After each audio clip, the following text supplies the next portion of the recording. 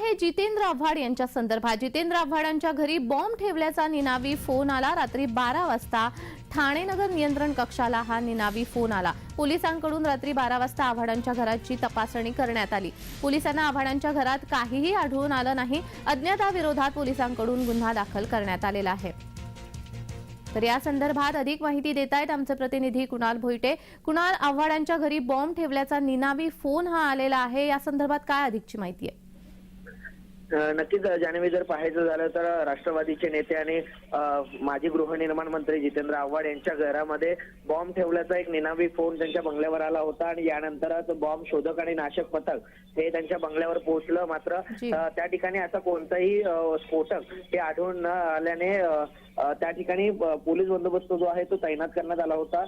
याआधी देखील जितेंद्र आव्हाड यांनी एक ट्विट करत आपल्या जीवाला धोका असल्याचं सांगितलं होतं। ज्यावेळी ट्रायडेंट हॉटेलला ते पत्रकारांशी संवाद साधत होते त्यावेळेस काही लोक त्यांना मारण्यासाठी आल्याचं देखील त्यांनी त्यांच्या ट्विटमध्ये सांगितलं होतं आणि आता अशा प्रकारचा बॉम्ब ठेवल्याचा एक माहिती जी समोर येते। मात्र बॉम्ब शोधक आणि नाशक पथकाने त्या ठिकाणी काही निष्पन्न झालेलं नाहीये। मात्र अज्ञाताविरोधात गुन्हा जो आहे तो दाखल करण्यात आलेला आहे। जी धन्यवाद कुणाल, तुम्ही दिलेल्या या माहितीसाठी।